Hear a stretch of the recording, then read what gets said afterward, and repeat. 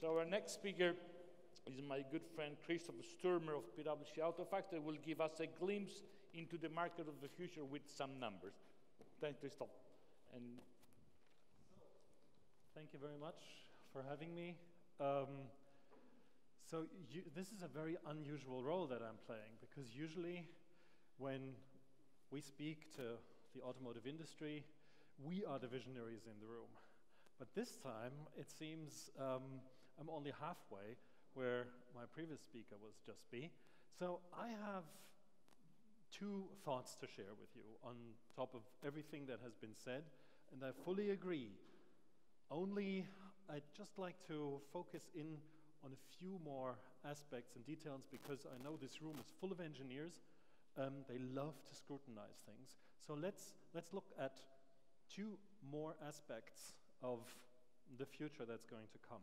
And one is the aspect of how are we going to select the future that we're going to go into.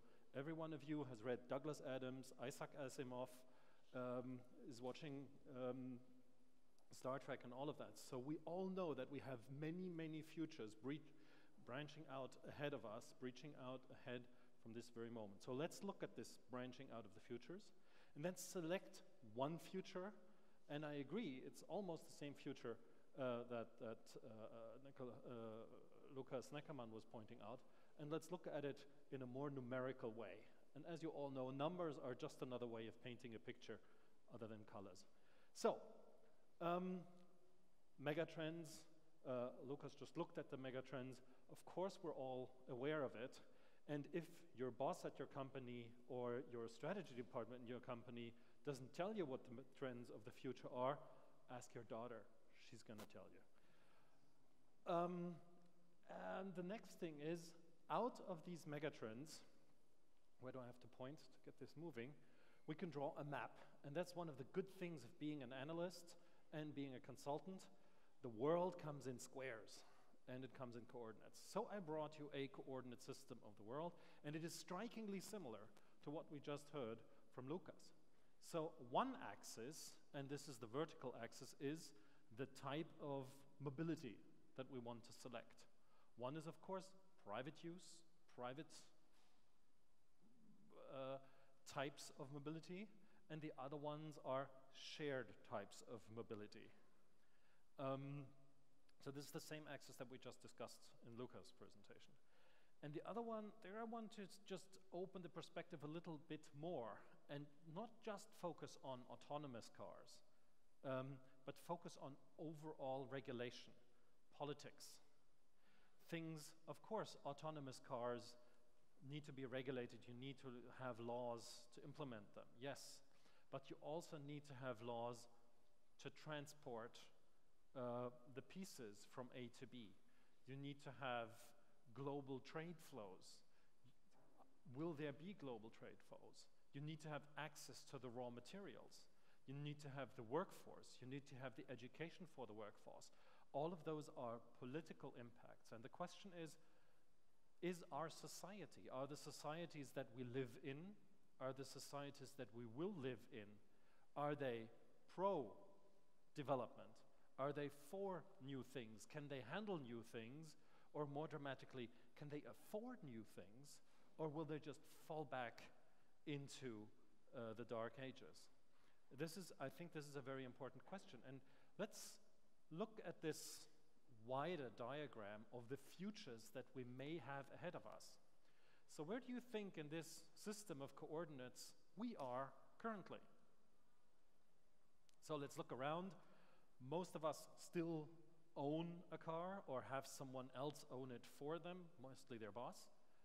And we believe that most of the new technology that we develop, when it doesn't kill people, we can actually implement.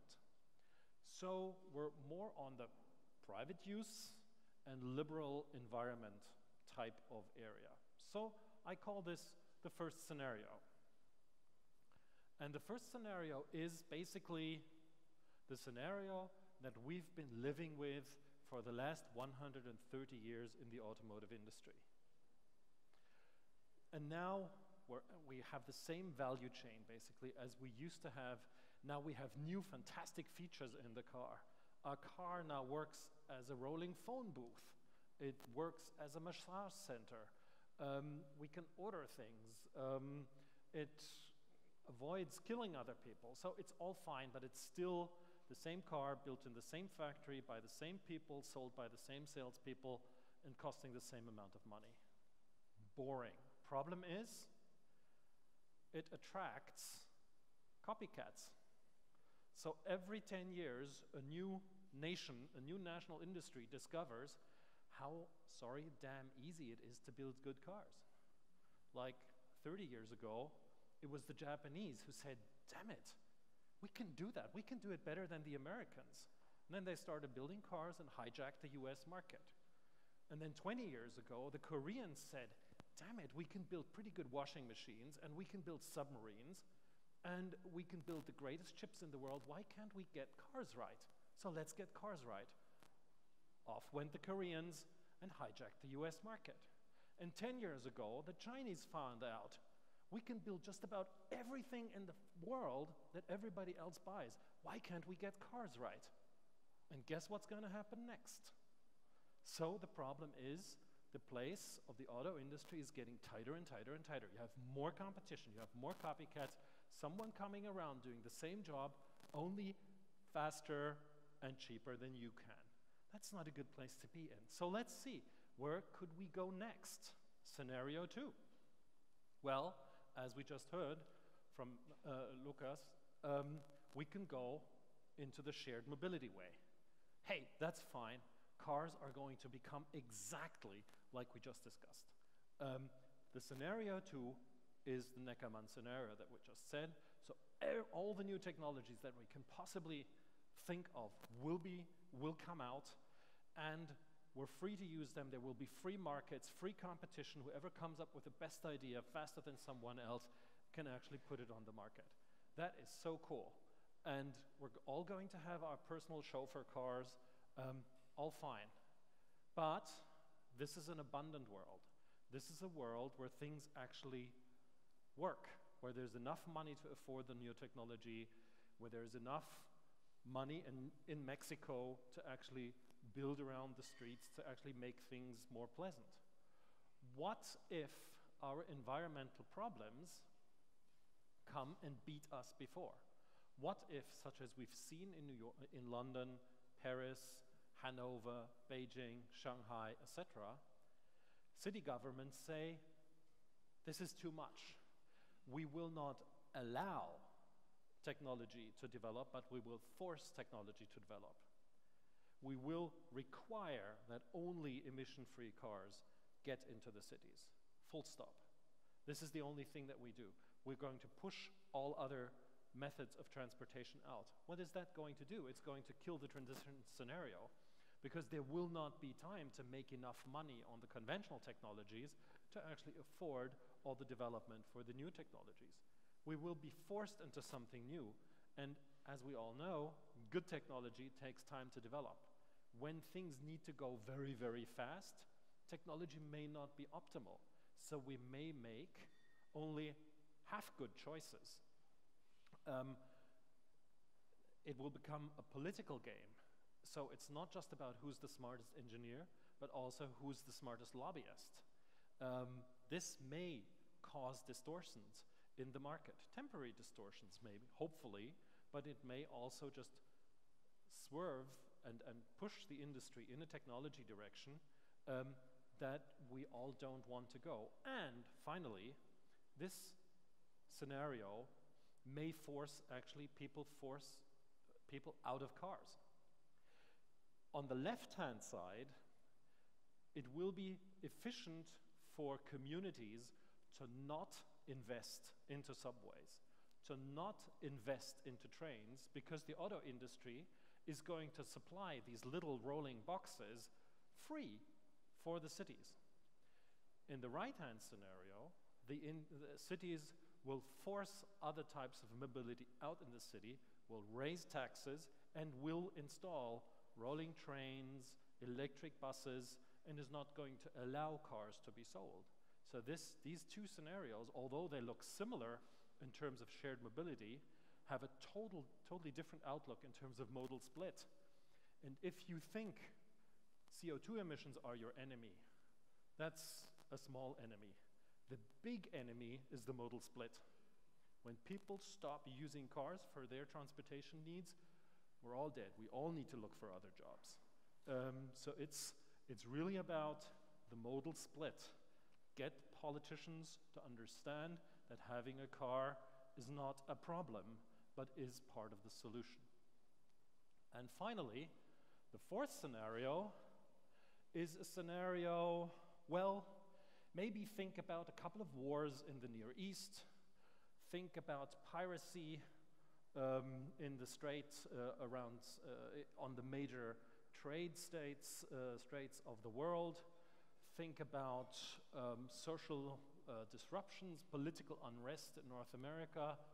Well, don't forget, global trade is still not granted. And if we look at all the fierce discussions about the TTIP agreement, about the CETA agreement, about the Trans-Pacific Partnership, global free trade is by no means guaranteed. Global agreement on rules and regulations is by no means guaranteed. So the very business model of your global clients can come under scrutiny, can become more of a problem than it can become a solution. So this scenario 4 is the most unlikely scenario for the time being.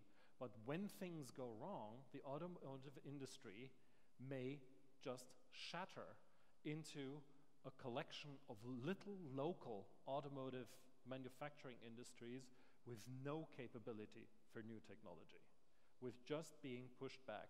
So we have a big menu of futures for you. The electric autonomous scenario is the scenario with the most fun for us all and with the biggest challenges for us all. Anything else is much less pleasant. So now let's select our preferred future. And yes, I agree, it is scenario 2. It is basically the scenario that we just discussed. It's autonomous electric mobility. How are we going to get there? So let's select this. On the way there, and again, this is just a small remark, I just want to remind you, car sharing and ride sharing, or ride hailing, are two completely different things in terms of what they do to the market. We did a little bit of math, a little bit of system simulation. When you share a car, you still own a car, and you want to attract your clients to actually using your car and not someone else's car. So you want to have fresh, new, shining car with good features. So a car-sharing world is a world where the global fleet would look a lot like rental car fleets. And rental car fleets tend to be new and shiny and fresh and very attractive. While ride-sharing, the world is going to look like taxis. And riding a taxi in New York is one of the more particular pleasures of this planet, and that's why Uber is so successful there. There, you don't look at the car that you're getting, but you look at your phone and you just book a relation. So the ride-sharing scenario actually means older cars, down-spec'd cars, simple cars. And this is one of the reasons why BMW strategically has built a scheme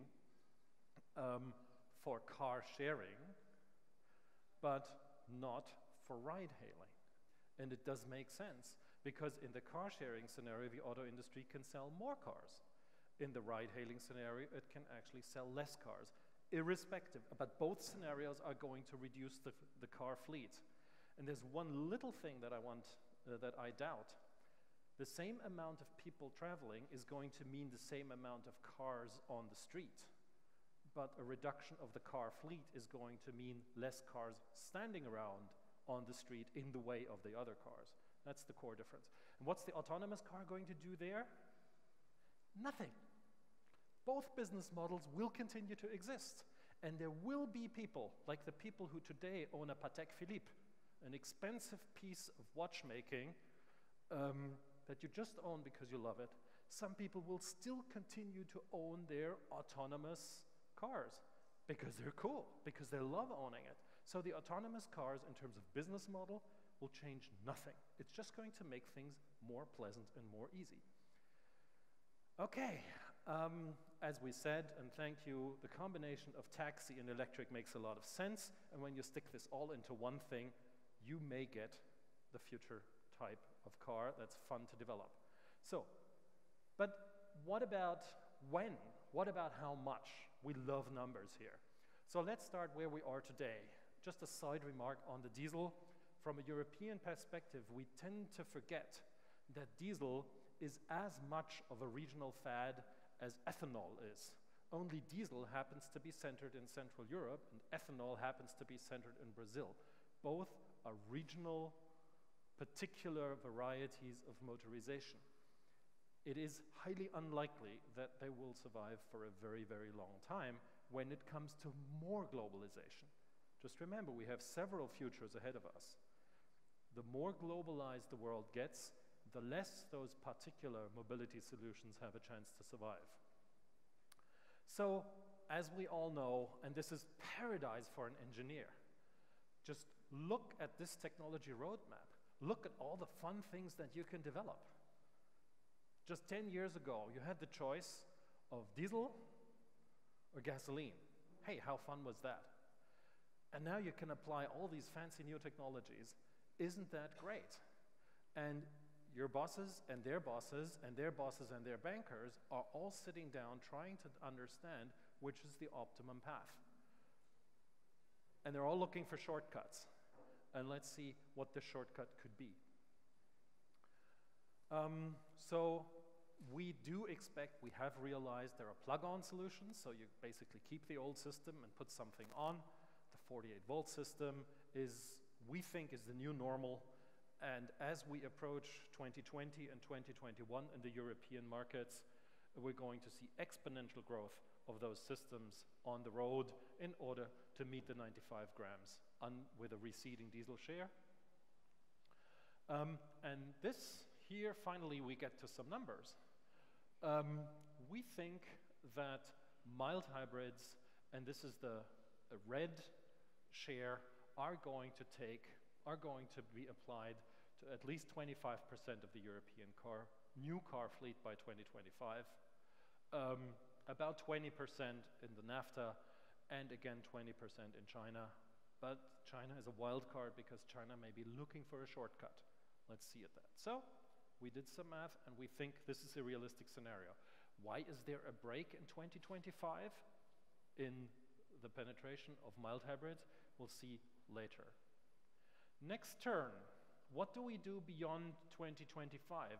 And I'm very grateful for what we heard in the second presentation from the minister, is that the Paris Accord matters for the auto industry. We talked to many people in the auto industry, and they pretend they didn't hear it, but it's there. The Paris Accord matters. And we're going to look at this a little bit more.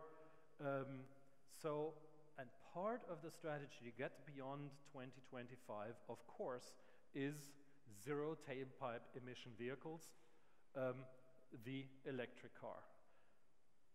There are problems with range, there are problems with price, there are problems with charging. But guess what? These problems don't exist on the road. You all have driven an electric vehicle, but they're mental problems. People raise objections because there could be a problem, there might be a problem.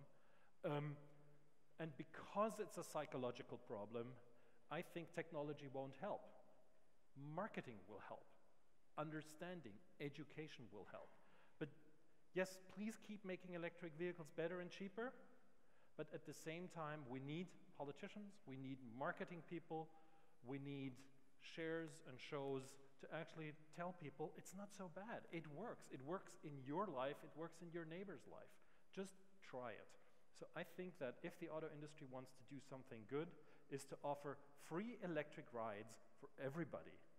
Once you're in an electric car, you never want to come out, and this has been proven. We have like over 90% acceptance rates for people when they have an electric test drive. So we know that companies are scrambling towards electric cars, and this is just what we've been able to count up to last month. 61 brands will have announced to have electric vehicles on the market by 2022. Well, there's hardly any left who won't. So everybody's doing that. So battery electric vehicles, here you go. This is another red area. By 2030, we expect 25% of the new electric fleet in Europe to be fully electric. Same in North America, although the North American market players don't want to accept that. Same in China. Sounds little, but there are obstacles in the Chinese market to go beyond that. And now, finally, why are we so adamant about 2050? Because the demand is CO2 neutral mobility. The problem is the Paris target is about the entire vehicle fleet that is on the road, and the targets that we currently work to is about only new cars being sold. And it's just a very simple back of the envelope calculation. Even when you don't count build up of stock, it takes more than 50 years to renew the existing vehicle stock with new vehicles. And then you count in stock buildup, and you easily come to 20 years that it will take to replace the current stock of ICE vehicles with CO2 neutral vehicles.